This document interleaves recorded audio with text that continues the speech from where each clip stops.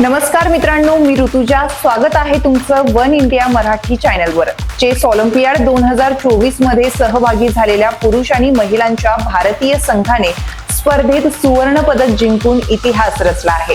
45व्या chess olympiad मध्ये प्रथमच भारताने या स्पर्धेत सुवर्ण पदकाची कामगिरी केली आहे. या विषयावर आज आपण सविस्तर चर्चा करणार आहोत. भारताच्या बुद्धिबळपटूंनी चेस ऑलिम्पियाड मध्ये डंका वाजवलाय. यंदा प्रथमच सुवर्ण पदकाला गवसणी घातल्याने खेळाडूंचा आनंद गगनात मावत नव्हता.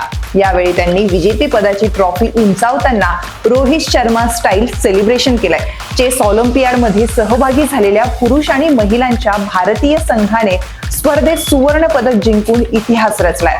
45व्या चेस ऑलिम्पियाड मध्ये प्रथमच भारताने स्पर्धेत सुवर्ण पदकाची कामगिरी केली आहे. अंतिम फेरीमध्ये भारताच्या पुरुष संघानं स्लोव्हेनियाच्या 3.5 0.5 ने पराभव केला, तर महिला संघाने देखील अझरबैजानचा पराभव केला. यापूर्वी भारताच्या पुरुष संघाने 2014 आणि 2022 चेस ऑलिम्पियाड मध्ये कांस्य पदक जिंकलं होतं, तर महिलांनी 2022 मध्ये चेन्नईमध्ये झालेल्या स्पर्धेत कांस्य पदक जिंकलं होतं. परंतु यंदा प्रथमच सुवर्ण पदकाला गवसणी घातल्याने खेळाडूंचा आनंद गगनात मावत नव्हता. यावेळी त्यांनी विजेतेपदाची ट्रॉफी उंचावत रोहित शर्मा स्टाईल सेलिब्रेशन केलं. भारतीय क्रिकेट संघाचा कर्णधार रोहित शर्मा आणि टीमने T20 वर्ल्ड कप मध्ये 2024चा वर्ल्ड कप जिंकल्यानंतर एक विशेष प्रकारे ट्रॉफी उंचावून सेलिब्रेशन केलं होतं. याबाबत खूप चर्चा झाली आणि व्हिडिओ सुद्धा व्हायरल झाले होते.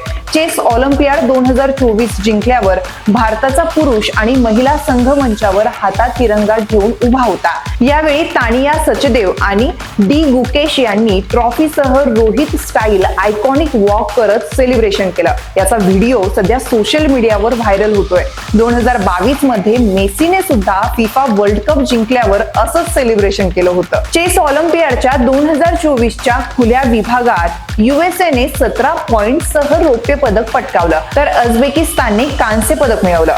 महिला विभागात कझाकिस्ताननं 18 पॉइंटसह रौप्य पदक जिंकलं, तर युएसएने एकूण 17 पॉइंट्सवर कांस्य पदक पटकावलंय. भारताकडून डी गुकेशनं धमाकेदार कामगिरी करत चेस ऑलिम्पियाड 2024 मध्ये दुसरं वैयक्तिक सुवर्ण पदक जिंकलाय. गुकेशनं त्याच्या 10 सामन्यांपैकी 9 सामन्यांमध्ये विजय मिळवलाय, तर एक सामना ड्रॉ झाला. तर पुरुषांमध्ये भारताच्या अर्जुन एरिगायसीनं सुद्धा 11 सामन्यांपैकी 10 सामन्यात विजय मिळवून त्याची सुद्धा सर्वोत्तम खेळाडू म्हणून घोषणा करण्यात आली. मित्रांनो, या विषयावरचा आमचा व्हिडिओ तुम्हाला कसा वाटला हे कमेंट बॉक्स मध्ये आम्हाला कळवा आणि या व्हिडिओला लाईक करायला विसरू नका. तसेच या YouTube चॅनलला सबस्क्राईब करायला विसरू नका.